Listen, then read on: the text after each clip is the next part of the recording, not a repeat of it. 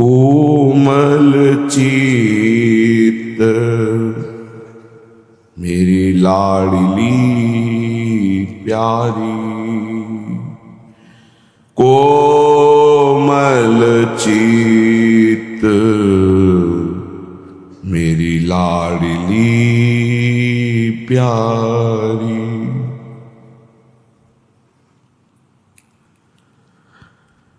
क्यों निष्ठुरता आनी,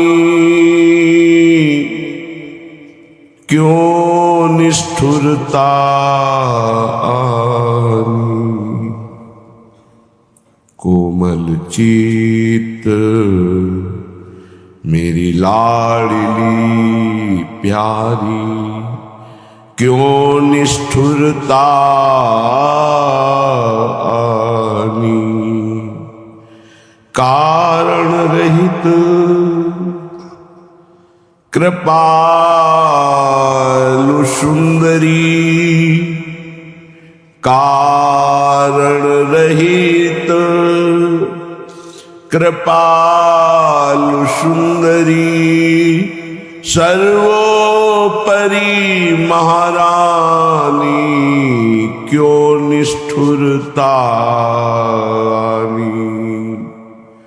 मेरी लाडली प्यारी, क्यों निष्ठुरता आनी।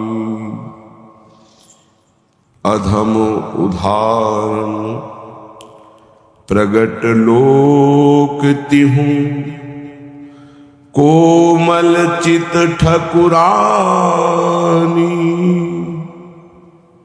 अधम उदाहरण प्रगट लोक तिहूं, क्यों निष्ठुरता ठानी। कोमल चित ठकुरानी, हे सर्वोपरि महारानी, मेरी ओर न हेरत अजहूं, हो टेरत अकुलानी। आपनी बानी न छाड़िए स्वामिनी, आपनी बानी न छाड़िए भोरी गोरी किशोरी। आपनी बानी न छाड़िए, शरणागत भय विरद पतित पावन बाने। व्यास से अति अधम आतुर को न समाने। आपनी बानी न छाड़िए भोरी, मोही अभागिन जानी। क्यों निष्ठुरता ठानी, कोमल चित्त मेरी लाडली प्यारी, क्यों निष्ठुरता ठानी। मोही परी अड़बे की बानी, मोही परी अड़बे की बानी। हे लाडली, हे मेरी प्यारी, हे सर्वोपरि महारानी, आप तो अहेतुकी कृपालु हैं। मेरे में कोई ऐसा गुण नहीं जिस हेतु से हम ये दावा पेश कर सकें कि आप हम पर कृपा करें, पर आप अहेतुकी कृपालु हैं। सर्वोपरि ठकुरानी है, अखिल कोटि ब्रह्मांड नायक परात्परीश भगवान श्री कृष्ण आपके अधीन है। हे स्वामी देवी, आप मेरी ओर कृपा कटाक्ष से क्यों नहीं हेर रही है? देख रहे हो, आपको पुकारते हुए मेरा हृदय व्याकुल हो रहा है। आप अपनी बानी न छोड़िए, आपका स्वभाव है, आपकी बानी है कि जो कोई कैसे भी आपकी शरण में आ जाए, आप उसको तार देती है, आप उसको अपना दुलार देती है। फिर मुझ अभागिनी में ऐसा दुर्भाग्य क्योंकि आपका प्यार, आपका दुलार, आपका कृपा कटाक्ष नहीं प्राप्त हो रहा। हे स्वामिनी, मेरी भी एक हट है, मोहि परी अड़िबे की बान, तुम अजहू हे रत्न कृपा करी, मैं तेरत हठ ठान, मोहि परी अड़िबे की बान। ना हेरो आप हमारी तरफ, मैं भी अठी हूं, आपको छोड़कर किसी और की तरफ देख भी नहीं सकता। जैसे आपका स्वभाव है तार देना, ऐसे मेरा भी स्वभाव है अनन्य। मैं अब आपके सिवा किसी और की तरफ आंख उठा के भी नहीं देख सकता। ये मेरा हठ है। मैं टेरते टेरते अपने प्राण त्याग दूंगी, लेकिन आपको ही, तुम पर हार जन्म हो बैठी। ये जन्म आपको दे दिया, जीवन की बाजी आपके चरणों में हार गई, ये जीवन आपको दे दिया। हे किशोरी जू, हे स्वामिनी जू, तुम पर हार जन्म हो बैठी, श्री पद शपथ प्रमाण। मैं आपके श्री गोरे चरणों की कसम खा के कहता हूं, आपके सिवा हमारा कोई नहीं। ये जन्म है लाडली जो सिर्फ आपके लिए। मैं भी बहुत हठी स्वभाव का, मोहि परी अड़िबे की बान, अब बलिहार नेक हंसी हेरो, भोरी आपन जान। आपकी बलिहारी जाऊं और कुछ नहीं आपसे चाहिए, बस आप एक बार कृपा कटाक्ष के हेर दो करके, जिससे मुझे ये पता चल जाए आपने स्वीकार कर लिया है। बस मेरा भी अठीला स्वभाव है, पूरा जीवन आपके लिए है। बस आखिरी इच्छा यही कि एक बार आप देख लो, जिससे मुझे संतोष हो जाए कि आपने मुझे स्वीकार कर लिया है। इष्ट देव के प्रति ऐसा समर्पण, ऐसी ममता। हे स्वामिनी, आपका जैसे स्वभाव है वैसे जीव का भी स्वभाव है। जब जीव अपने स्वभाव से नहीं विचलित होता, तो आप अपने स्वभाव से विचलित ना हो, ये देखकर कि अभागी है, पतित है, नीच है। स्वामी, आपका कठोरता धारण करना उचित नहीं, क्योंकि आपका कोमल चित्त है, आपकी करुणा की सत्तारणी कृत स्वभाव की बान है। लाडली, कृपा करके हमारी तरफ।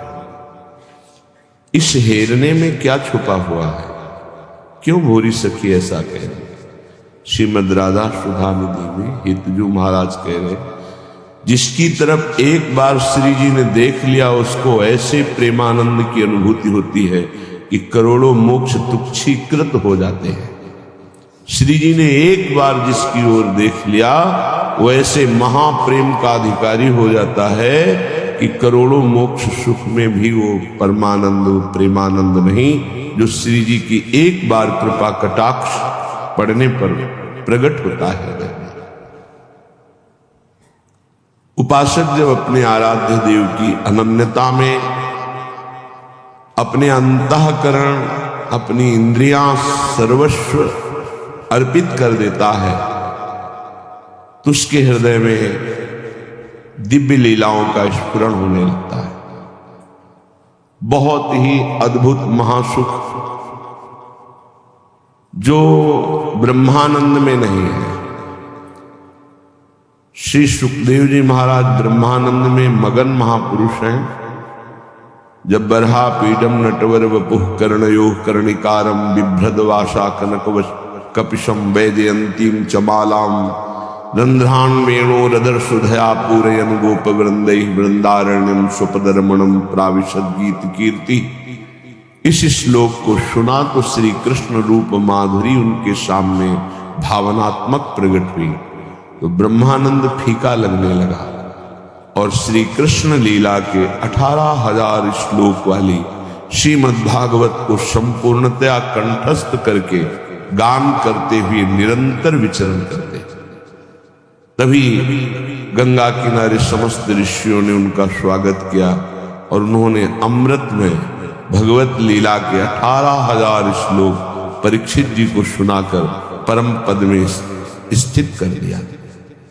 ब्रह्मानंद को फीका करने वाली रूप माधुरी तो श्री राम श्री कृष्णचंद्र जी की है। फिर इनके हृदय का मूर्तिमान प्रेम श्री लाडली जी, इनकी रूप माधुरी, इनकी लीला माधुरी स्फुरित हो जाए तो कौन सा सुख ऐसा श्रेष्ठ है जो आकर्षित कर सके। इसीलिए श्रीपाद कह रहे हैं, जो कोई निरंतर नाम जप का अभ्यास, ये बात कोई बात बैठ जाती सत्संग की, बहुत बार सुना है पढ़ा है, पर श्री नानक देव जी की ये बात कि नाम चले तो जीवित, नाम छूटे तो मर जाओ, ये बैठ गए।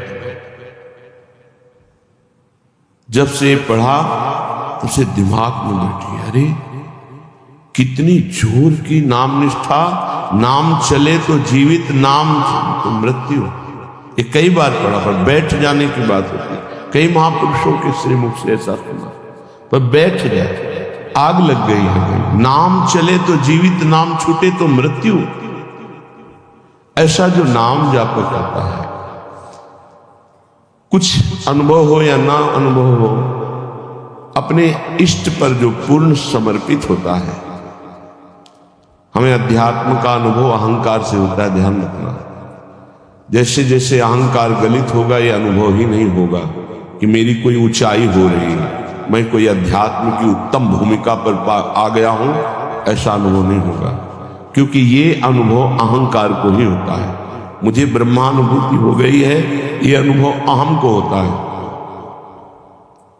जिसको ब्रह्मानुभूति हो गई, ये कह ही नहीं सकता मुझे ब्रह्मानुभूति हो गई, क्योंकि अनुभूति हुई किसको, किसको हुई? बोले मुझे हुई। तो ब्रह्म अलग है और आप अलग है, अनुभूति अलग है, इसका मतलब आपको नहीं हुआ। तो फिर मुझे नहीं हुआ, तो ये किसको अनुभव हो रहा है? अहम को। न ये शब्द है कि अनुभव हुआ, न ये शब्द है कि अनुभव नहीं हुआ, मौन ही उत्तर है।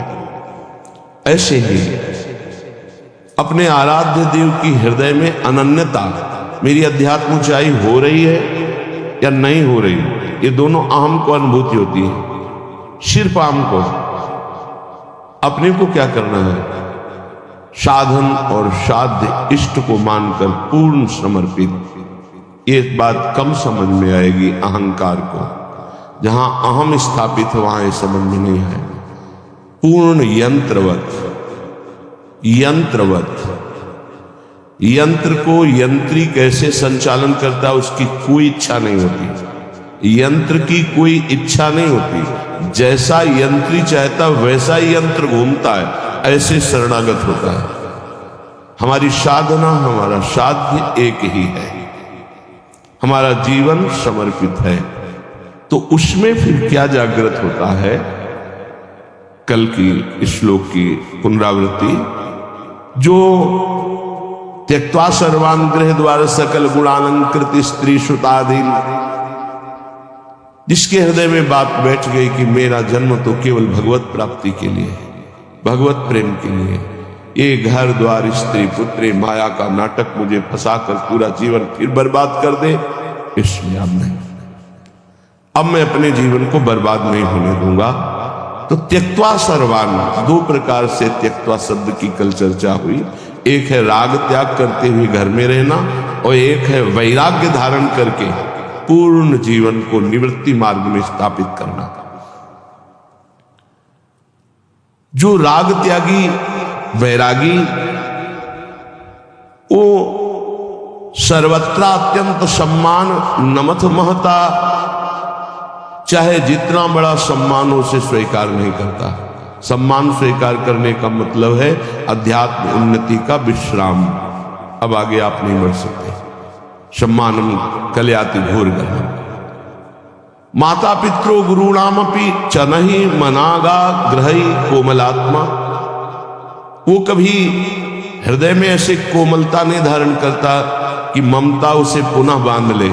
माता पिता गुरुजन वयो वृद्ध सब किसी की ममता उसे बांध ले, ऐसा वो कोमलात्मा नहीं होता। वो यहां कठोर आत्मा होता है, मोह के लिए कठोर आत्मा होता है।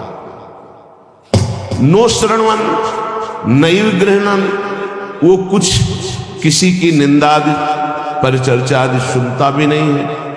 अगर कहीं सुन लिया तो हृदय में ग्रहण नहीं करता। सकल तनुभृताम क्वापि दोषम गुणम वा, पूरी सृष्टि के लोगों के ना किसी के गुण देखता है, ना किसी के दोष।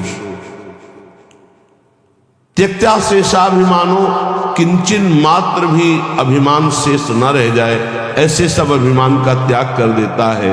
परमा किंचन कृष्ण राधा, श्री किशोरी किशोर के लिए परम किंचन स्वरूप होकर केवल हमारे परम धन प्रिया प्रीतम। तो उसकी क्या स्थिति होती? बोले मुंचन शोकाश्रुधाराम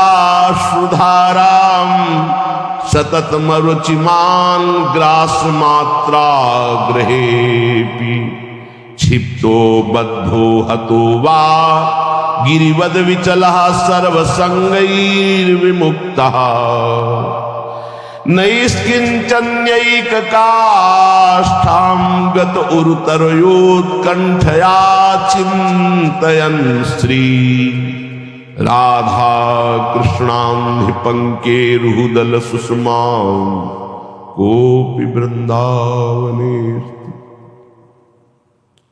अपने आराध्य देव के चिंतन में मुंचन शोकाश्रुधाराम सतत सतत उसकी आंखों से अश्रुधारा बहती है।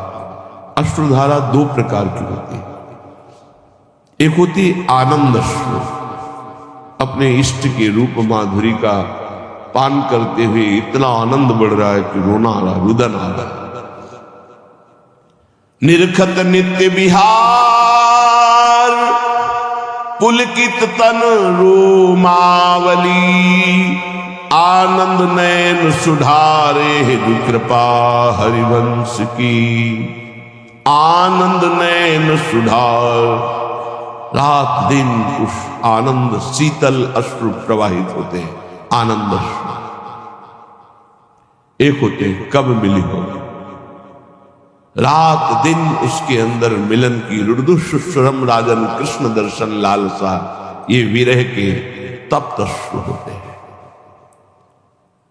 जब तक उपासक को भगवत साक्षात्कार नहीं होता तब तक ये तप्त अश्रु प्रवाहित होते हैं। मुंचन शोकाश्रुधाराम, आज का भी समय गया, प्रभु नहीं मिले। आज का भी दिन गया, आज की भी रात गई। धिक्कार है हमारे जीवन, हाय हाय मचा हृदय, कब प्रभु मिले। मुंचन शोकाश्रुधाराम, अश्रु के बूंद नहीं धारा बह रही है। तप्त अश्रु विरह, विरह के अश्रु सतत निरंतर रुचिमानम ग्रास मात्रा ग्रहे, एक कवल भी खाने की रुचि। ऐसी थी राधा बाबा की स्थिति। एक कवल भी अगर पूज्य भाई जी की अर्धांगिनी माता जी बड़े प्रेम से खवाती बालक की तरह, बाबा मुंह खोलो मुंह खोलो, कई बार में तुम फिर वैसे ही अन्न लिए वैसे, फिर उनको चेतना दिलाती। बहुत समय लग जाता तब वो कहीं कुछ कवल। रुचिमान ग्रास मात्रा ग्रहे हुई, एक ग्रास की भी रुचि नहीं रह गई भोजन, शरीर भास ही खत्म, शरीराभास का नाश हो गया। जो जन्म जन्मांतर से हमारा नाश कर रहा था वो देह भाव नष्ट हो गया। क्षिप्तो बद्धो हतो वा गिरिवद विचलः सर्वसंगैर विमुक्तः। पागल जैसे क्षिप्त उन्मत्त, बद्धो जैसे किसी ने उसे बद्ध कर लिया, बांध लिया। जैसे कोई भूतावेश हो तो भूत के वश में हो जाता है, ऐसे प्रेमावेश। अब वो प्रेम के अधीन, उसकी सारी चेष्टाएं प्रेम में हो गई। गिरिवद विचलहा, पर्वत की भांति दुख सहने में अचल। भारी से भारी बाहरी आंतरिक कोई भी दुख आ जाए वो विचलित नहीं होता। जैसा आप गुरुजनों के चरित्रों में सुना, जो महामहिम श्री अर्जुन देव जी, गुरु तेग बहादुर सिंह गर्दन कटवा दी, नाम नहीं छोड़ा, धर्म नहीं छोड़ा, शहीद हो गए नाम के प्रति। कितने ऐसे महान भागवत इनकी चरण धूलि माथे पे रखकर इस शूरवीरों के मार्ग में चलाया। ये कायरों का मार्ग नहीं है, बड़ो ही कठिन है भजन भिक धरिबो। आप प्राणों की बाजी लगा के तो को भगवान की विशेष कृपा कि इस समय ऐसा अवसर चल रहा है कि आप भजन करके मुक्त हो सकते हो। नहीं, आगे ऐसा समय आएगा कि भजन करने की तुम्हारे अंदर वृत्ति नहीं होगी। जिसके अंदर वृत्ति होगी उसको भजन करने दिया जाएगा नहीं। शासन के द्वारा, समाज के द्वारा वो प्रताड़ित किया जाएगा जो सतमार्ग में चलेगा। आगे ऐसा समय आएगा जैसे पहचान वाले देख के बता देते हैं कि अब पश्चिम से धूल भरी आंधी आने वाली है, या पूर्व से आज वर्षा होने वाली है, या अमुक दिशा से वायु चलेगी, बिल्कुल वर्षा नहीं होगी, बादल नष्ट हो जाएगा। गांव में पहचान वाले ऐसे लोग होते हैं। ऐसे ही आभास होता है। आगे ऐसा समय आएगा कि सतमार्ग पर चलने वाले के ऊपर शासन का प्रभाव होगा और समाज का दबाव होगा कि वो सतमार्ग में ना चले। पीछे से बहुत अच्छा समय अभी है, जो अभी पीछे गुजर गया कलयुग का प्रारंभ, बहुत अच्छा समय है कि अभी रामकृष्ण हरि भज कर आप कल्याण कर सकते हो। ये रामकृष्ण हरि भजने वालों को तलवार की घाट उतार दिया, काट दिया, और वो कटना पसंद किए, लेकिन लाखों लाखों लोगों की गर्दनें उतार दी गई धर्म के प्रति। वो डिगे नहीं अपने धर्म के प्रति। पर्वत की भांति चल, गिरिवद अविचलहा, ऐसा प्रेमी होता है, पर्वत की भांति नहीं। पूज्य श्री तेग बहादुर जी का कल चरित्र सुना कि उनके शिष्य जी ने कहा कि अभी मैं भस्म करता हूं इन दुष्टों के साम्राज्य को। तो नजदीक आओ, स्पर्श किया, वो मूर्छित होके गिर गए। जब होश आया, वाहे गुरु वाहे गुरु, तो उन्होंने कहा अब भस्म करो। तो उनका सामर्थ्य नहीं है। बोले पता होना चाहिए तुम्हें सामर्थ्य कहां से मिली। बोले आपकी सेवा से। बोले जब मैं शांत हूं तो तुम्हें सामर्थ्य प्रयोग करना, जब मेरे को दिखाई दे रहा है कि ऊपर से आदेश है कि शांत होकर सह लो, तो फिर तुम शक्ति का प्रयोग क्यों करोगे। जोई जोई प्यारो करे सोई मुझे भावे, जो आचार्य चरण कहते हैं वही श्री स्वामी हरिदास जी कहते हैं। ज्यो ज्यो राखत हो त्यों त्यों रहियत हो हरि, और वही श्री गुरु अर्जुन देव जी कहते हैं तेरा किया मीठा लागे हरि नाम पदार्थ नानक। चाहे जितना कष्ट दो पर आपकी स्मृति न जाए, आपका नाम न छूटे, आपका प्यार न छूटे। धन्य है हरिनाम पदार्थ नानक।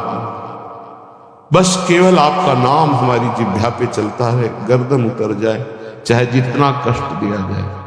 एक बार इस मनुष्य जीवन की निष्ठा प्रभु के चरणों में हो जाए।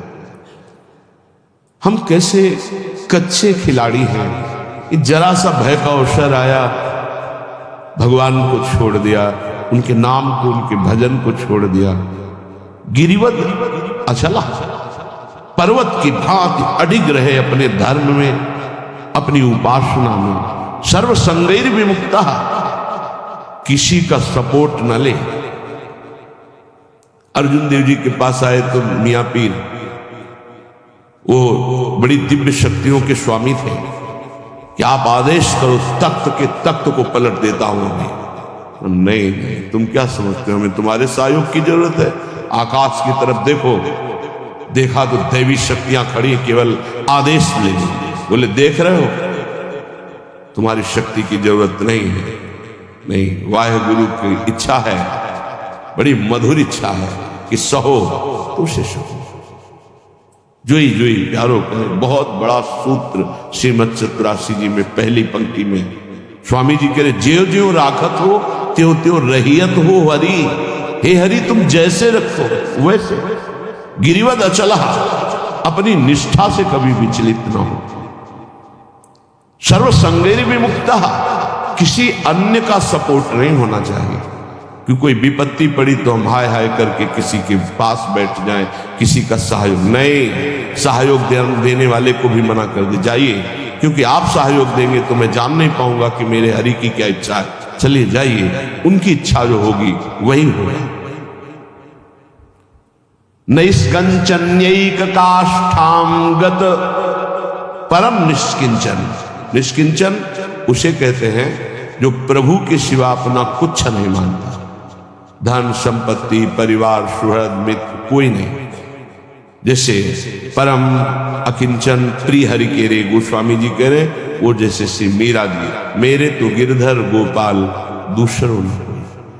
प्रभु के सिवा मेरा दूसरा कोई नहीं। इसे अकिंचनता कहते हैं। अकिंचनता का मतलब गरीबी या दरिद्रता नहीं है कि फटे पुराने कपड़े पहने हैं तो उसे आप अकिंचन नहीं। अकिंचनता हृदय का विषय है। प्रभु के सिवा अन्य कहीं कोई आश्रय लगाव संग सपोर्ट ना होना, ये अकिंचनता है, परम निष्किंचनता। और काष्ठामगत अकिंचनता, काष्ठा पराकाष्ठा को प्राप्त, मतलब कैसी भी स्थिति हो किसी का सहयोग नहीं लेगा, किसी का सपोर्ट नहीं।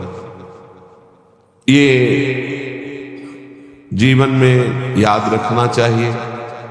गाने को तो सब गाते हैं, बने तो रघुबर ते बने, बिगड़े तो भरपूर, लेकिन इसकी परीक्षा होगी। हमें केवल श्यामा जी की तरफ देखना है, अन्य की तरफ नहीं। बोले ऐसे को उर्तरोत्कंठया चिंतयन श्री राधा कृष्णांग पंके रुदल सुषमाम कोपि वृंदावन स्थिति, उसके हृदय में प्रिया प्रीतम के चरणारविंद प्रकाशित हो जाते हैं और वो उनके चिंतन में सदैव डूबा रहता है और उसको फिर दिव्य लीलाएं दिखाई दे रही। देख रहे राधा कृष्ण रास लातिका मंदिरे सुपविष्टो, बड़ी सुंदर नवनिवृत्त निकुंज है। लता मंदिर में श्री प्रिया प्रीतम विराजमान।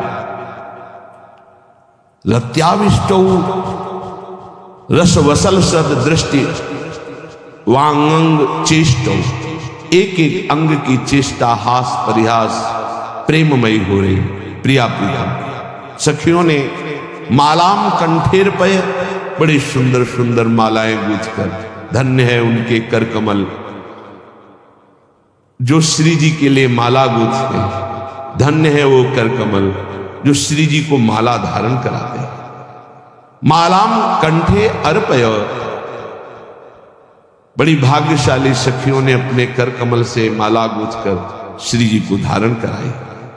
सुललितम चंदनम सर्वगात्रे, मृदु मृदु चंदन घर्षण करके सुंदर सुंदर पत्रावली की है। सुंदर भाल देश में चंदन, कपोल में पत्रावली की, वक्षा स्थल में पत्रावली की। पत्रावली रचितुम कुचयो कपोले, चंदनम सुललितम सर्वगात्रे। जल्दीबाजी नहीं करनी चाहिए पत्रावली, ऐसे ऐसे नहीं। सुललितम, बहुत प्यार से दुलार से प्रियालाल की पत्रावली करे। तांबूलम प्राशय को, भाग्यशाली सखियों ने सुंदर तांबूल की रचना करके युगल सरकार को पवाया। सुखम साधु संबीजनेन, कोई साधु स्वभाव की सखियां प्रिया प्रीतम को व्यजन कर रही, पंखा कर रही। व्यत्याश्लेषात सुख सहित योर लालयन नंघ्रिमित्थम। श्री युगल सरकार कनक बेल श्री राधिका सुंदर श्याम तमाल ऐसे सहन किए हुए। सुख सहित योर लालयन नंघ्रिमित्थम राधा कृष्ण। श्री प्रिया प्रीतम परस्पर जब ऐसे शयन कर रहे हैं, परिचर रहा कुंज सैया मुपेतो। क्या कभी श्रीपाद प्रबोधानंद जी के मुझे ऐसा सौभाग्य मिलेगा कि मैं उनके चरण चाप रही हूं, मैं उनकी परिचर्या कर रही हूं, जब हमारे प्रिया प्रीतम ऐसे लता भवन में शयन कर रहे हो। दृष्टवान्यादृग वरविलसितौ साधुयांतीर बहिस्ता। जब प्रिया प्रीतम को शयन करा के सखियां बाहर हो रही है, तो श्री जी ने हंसते हुए एक सखी की बाह पकड़ ली और कहा, सब सखियों को कह दो बाहर जाने की जरूरत नहीं, यही विराजे। उनको युगल किशोर हंसते हुए पकड़ करके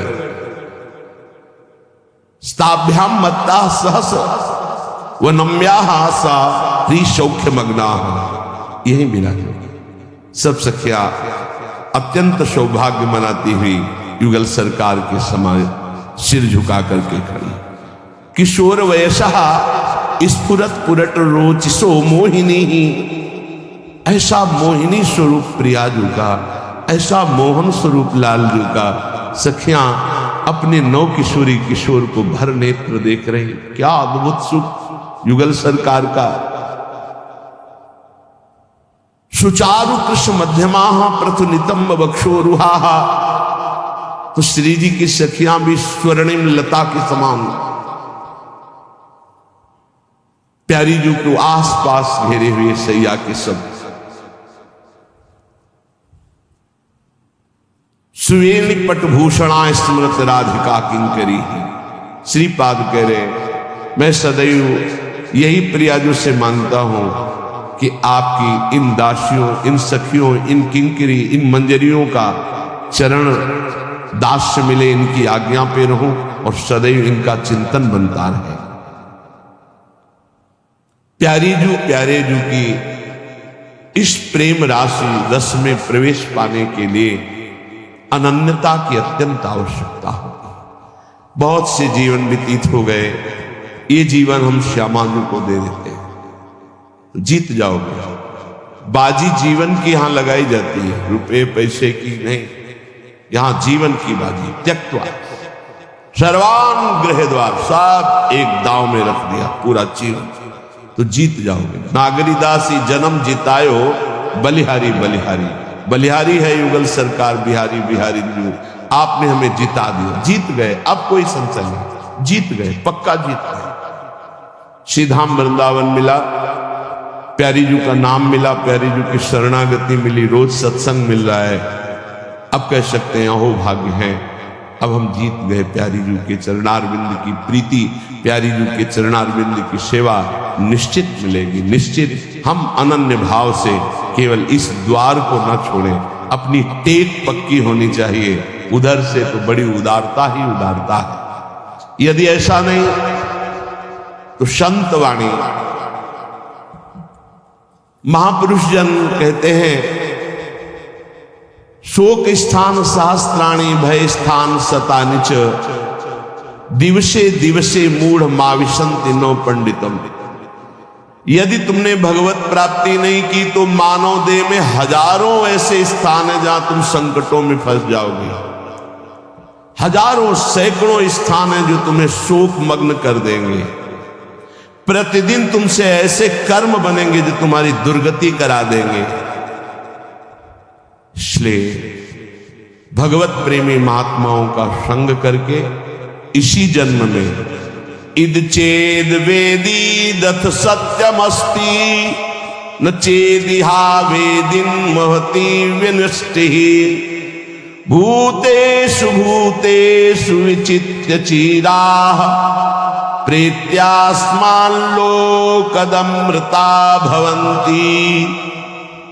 इस मनुष्य शरीर को प्राप्त करके यदि परब्रह्म परमात्मा भगवत तत्व को जान लिया, पा लिया, तो सब पापों से, सब शोकों से, सब दुखों से मुक्त हो गए और तुम बहुत कुशल और धन्यवाद। और यदि इस शरीर के रहते नाचेदिहा वेदिन महती विनष्टे, इस शरीर के रहते रहते तुमने भगवत प्राप्ति नहीं की, उस ब्रह्म तत्व को नहीं जाना, तो तुमने अपना सर्वस्व विनाश कर दिया। ये वेद कहता है। सोचो, बुद्धिमान पुरुषों, सोचो, तुम्हारे जीवन का लक्ष्य भगवत प्राप्ति है। यदि भगवत प्राप्ति कर ली, ई चेद वेदी दथ सत्यमस्ति, यदि तुमने उस परम सत्य को पा लिया, जान लिया, तो बहुत कुशल हो, धन्यवाद, तुम्हारा परम मंगल हो गया। यदि भगवत प्राप्ति शरीर रहते हुए नहीं की, नाचेदिहा वेदिन महते विनष्टि, बहुत बड़ी हानि हो गई, तुमने अपना सर्वनाश कर लिया, कुछ नहीं तेरे पास है। सोचो, ऐ बुद्धिमान, तुम्हारे को बुद्धि मिली, सोचो, परम पुरुष परमात्मा की प्राप्ति अमृत स्वरूप है, इस जन्म में उसको प्राप्त कर लो। वो परमात्मा कैसा है? एको देवः सर्वभूतेषु गूढ़ः, सर्वव्यापी सर्वभूतांतरात्मा, कर्माध्यक्षः सर्वभूताधिवासः, साक्षी चेता केवलो निर्गुणश्च। वेद कहता है वह परमात्मा एक है, दो नहीं। ये जितना अलग अलग मेड़ बंधी, वो सब मेरे ही प्रभु के नाम है, मेरे ही प्रभु के संप्रदाय है, मेरे ही प्रभु की आराधना, कोई और नहीं। हम किसी और की आराधना नहीं करते, ध्यान रखना।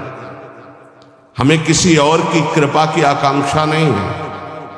यहां जो भी हो रहा यंत्रवत हो रहा, मेरी स्वामिनी जी करवा रहे। और जो नाम रूप लीला धाम प्रभु का एक भी अंग स्वीकार किए है, वो मेरा गुरु है, वो मेरा परम पूज्य है। मैं किसी और का पूजन नहीं करता हूं, मैं अपने गुरु का पूजन करता हूं, मैं अपने इष्ट का पूजन करता हूं। यहाँ इष्ट श्यामा श्याम और पार्श्व में जितने विराजमान हुए हैं और होंगे और होते रहेंगे, वो सब मेरे गुरु होंगे। अखंड मंडलाकारम व्याप्तमेन चराचरम तत्पदम दर्शितमेन तस्मै श्री गुरुवे नमः। सबे संत गुरुदेव हैं, व्यासय परतीति।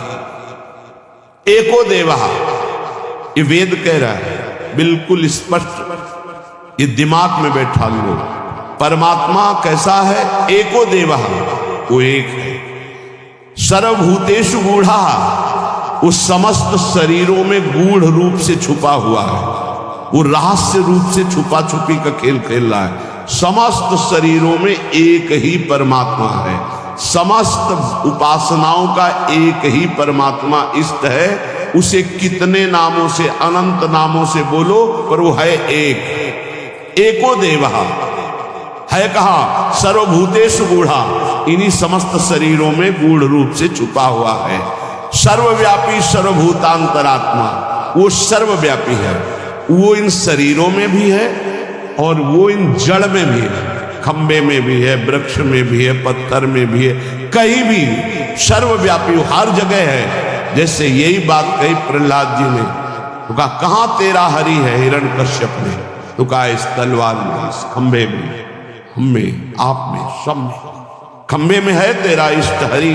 हाँ, एक घूसे का प्रहार किया, दहाड़ मारते हुए भगवान नरसिंह रूप में प्रकट हो गए, खंबे से प्रकट हो गए, जड़ वस्तु से भगवान का अवतार हो गया। कैसे भगवान? बोले सर्वभूतेषु गूढ़ा, समस्त शरीरधारियों में गूढ़ रूप से विराजमान है। तो केवल शरीरधारियों में?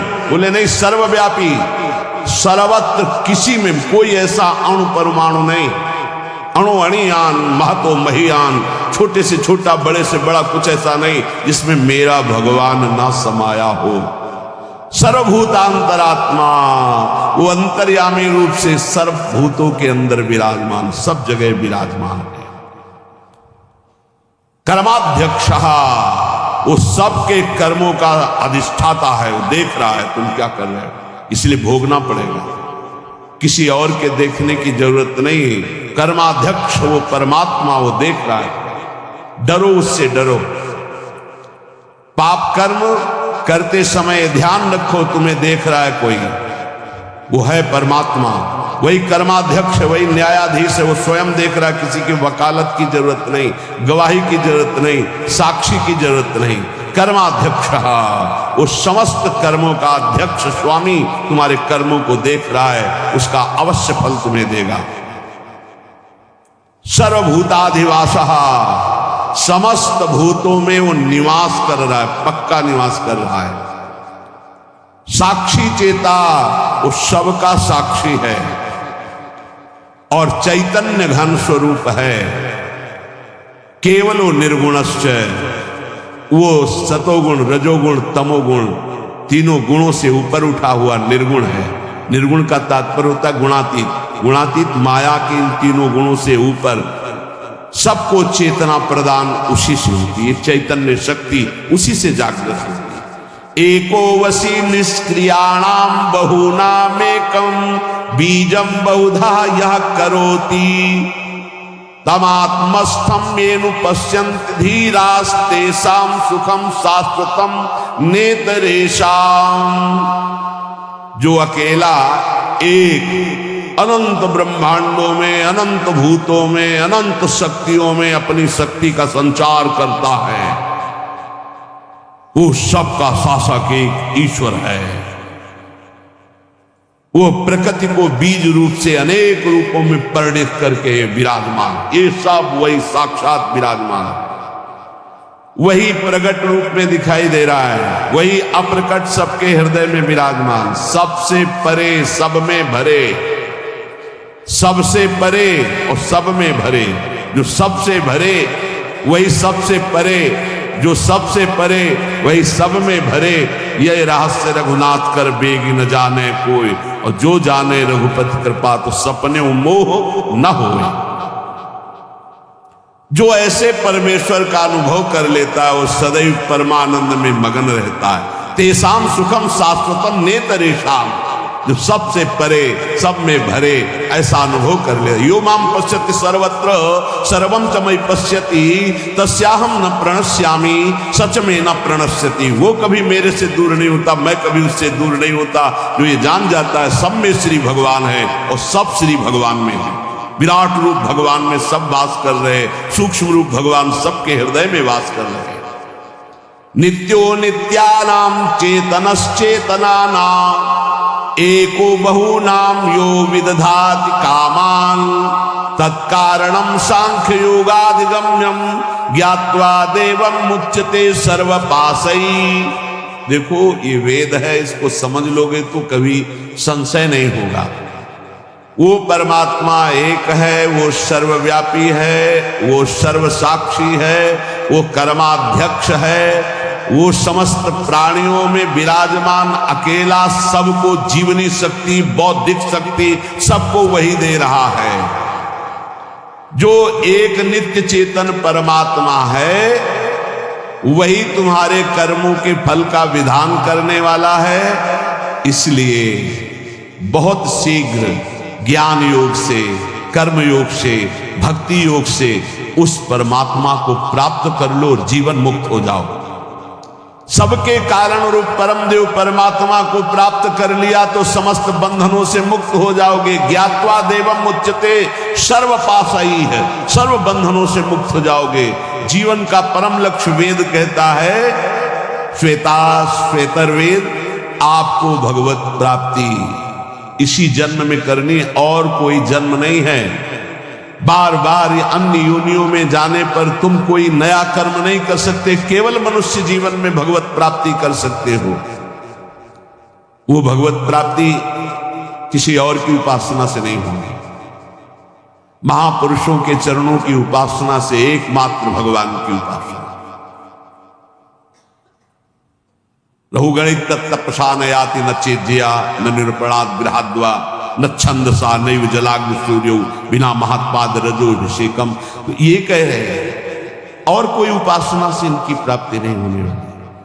अगर आप समझते हो कि अन्य कोई, तो इनका प्रवेश ही नहीं है। न तत्र सूर्यो भाति न चंद्र तारकम, न सूर्य का वहां प्रवेश है न चंद्रमा का प्रवेश है कि अपने प्रकाश सहित पहुंच जाए परम धाम में, ब्रह्मधाम में, ब्रह्म स्वरूप में। न तत्र सूर्यो भाति न चंद्र तारकम नेमा विद्यतो भांति कुतो यमग्नि, न अग्नि न बिजली न चंद्रमा न सूर्य, इन तेज त्रिभुवन को प्रकाशित करने वालों की सामर्थ्य नहीं कि उसमें प्रवेश पा सके। तमेव भांतम अनुभाति सर्वम तस्या भाषा सर्वमिदं विभाति, क्योंकि ये सब उससे प्रकाशित होते हैं, उसी परमात्म तत्व से। इसलिए जो सबका परम प्रकाशक है उस परमात्मा की प्राप्ति इसी देह में, मनुष्य देह में आप कर सकते हैं। जो इस मनुष्य देह को प्राप्त करके भगवत प्राप्ति नहीं करता है वो अपना भारी पतन कर रहा है। पर भगवत प्राप्ति कौन कर सकता है? जिसको कोई भी त्रिभुवन का भोग ललचाए ना, भ्रष्ट न कर पाए। ये तैयारी करनी पड़ेगी ये सत्संग से। और पक्का हमने देखा है, पक्का देखा है और देख रहा हूं, जैसे जैसे सत्संग हो रहा है, जैसे जैसे भजन हो रहा है, जैसे जैसे बात समझ में आ रही, तो सबसे बड़ा तूफान जीवन का होता है नवयौवन अवस्था। बहुत ध्यान से प्रसंग सुनना है।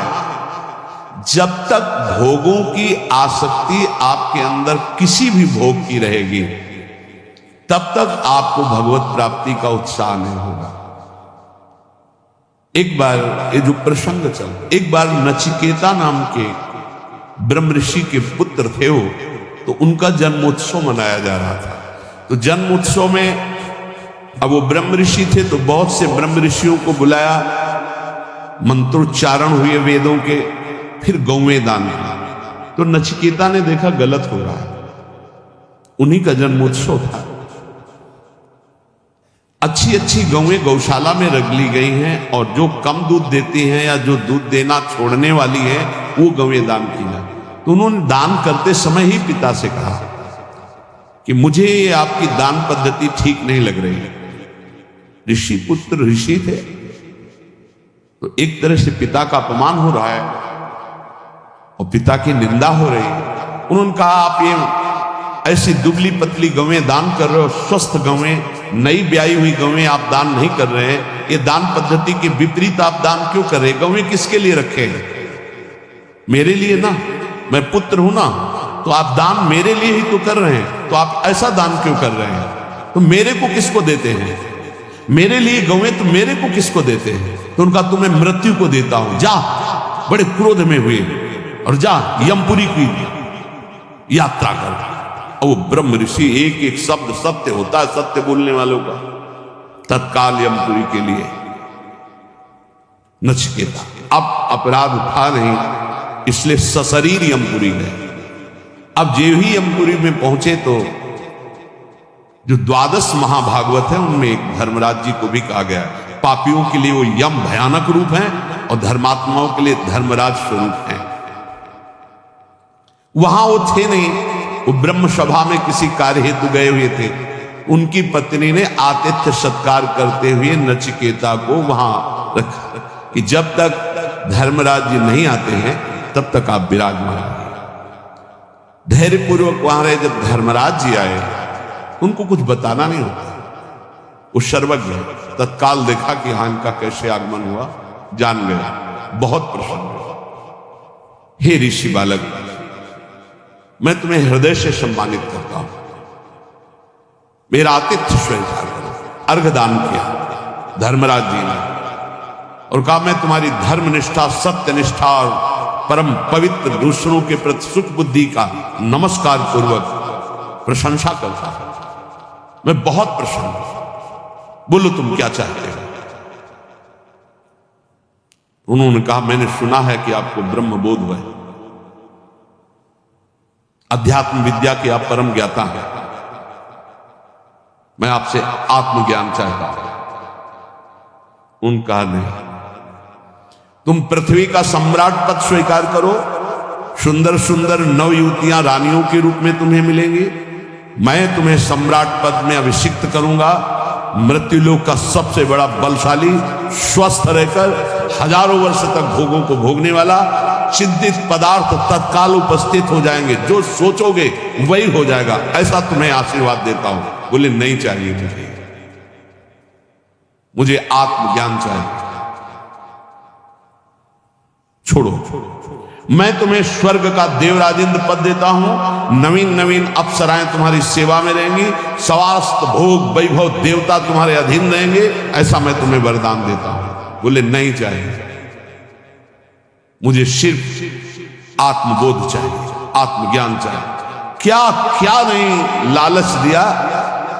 जब कोई भी बात स्वीकार नहीं का, आत्मज्ञान चाहिए, तब बोले श्रेयश्च प्रेयश्च मनुष्य में तस तो संपरित्य विविनक्ति धीरः श्रेयो ही धीरे भी प्रेयसो व्रणीते प्रेयो मंदो ये क्षेमा व्रणीते। हे नचिकेता, तुम महान हो। जब कोई भगवत मार्ग में चलना चाहता तो उसके सामने दो वस्तुएं होती है, एक श्रेय और एक प्रेय। श्रेय कहते हैं जिससे भगवत प्राप्ति होती है, प्रेय कहते हैं जिनसे भोगों की प्राप्ति होती है। दोनों सामने रखे जाते हैं। किनके? हमारे तुम्हारे ऐसे साधारण के नहीं, जिनका दृढ़ लक्ष्य बन गया भगवत प्राप्ति। अब जो भोग चाहिए वो सब मिलेगा, उसको फ्री मिलेगा। भोगो, और उत्तम भोग उसको एकांत में दिया जाएगा। भोगो। अगर प्रेय भोग लिया तो श्रेय की प्राप्ति का अधिकार क्षीण होने लगता है। अगर प्रेय को ठुकरा दिया तो श्रेय की प्राप्ति, श्रेय माने कल्याण, परम भगवत प्राप्ति, परमानंद की प्राप्ति, प्रेय भेजा जाएगा। यहां तो प्रेय के लिए ही श्रेय को स्वीकार कर रहे, भगवान को साधन मान रहे हैं और भोगों को साध्य मान रहे हैं। जबकि साध्य भगवान होने चाहिए, भोगों को साधन बना दो। नचिकेता, तुमने प्रेय को ठुकराया है, तुम श्रेय के अधिकारी। ध्यान देना, ये भगवत पार्षद हैं सब, ऐसे आप आगे नहीं बढ़ेंगे। आपके लिए भेजा जाएगा, ये ले लो, भगवान को छोड़ो, ये ले लो, भजन छोड़ो, ये ले लो। कोई वासना लेके जाओगे, भरपूर वो वासना की पूर्ति की जाएगी भजन छुटवाने के लिए। ये अंदर बैठा हुए संत वाणी इसीलिए सुना रहे, बड़े बड़े महापुरुषों की। प्रेय और श्रेय दोनों साधक के सामने रखे जाते हैं। बुद्धिमान उपासक को दोनों पर भली भांति विचार करना है कि ये प्रेय तो बहुत जन्मों में भोग चुका हूं, अब इस जन्म में नहीं, इस जन्म में मुझे भगवत प्राप्ति करनी है। वो श्रेष्ठ बुद्धि परम कल्याण के साधन के सामने समस्त भोग, सम्मान, प्रतिष्ठा को त्याग करके श्रेष्ठ समझकर भगवत प्राप्ति को आगे बढ़ता है। नहीं चाहिए। परंतु जो मंद बुद्धि वाला होता है वो योगक्षेम की इच्छा रखकर भोगों को स्वीकार कर लेता है और परम कल्याण से वंचित हो जाता है। सत्वं प्रियान प्रिय रूपाश्च कामान विध्यायन् नचिकेतो यस्राक्षी ही नैताः स्रंकाम वित्त मयी मवाप्तो यस्याम मज्जन्ति बहवो मनुष्याः।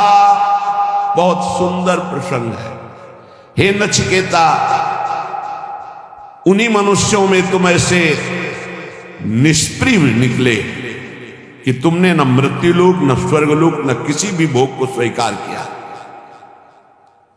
तुमने अत्यंत सुंदर लुभावने हमारे दिए हुए भोगों को ठुकरा दिया।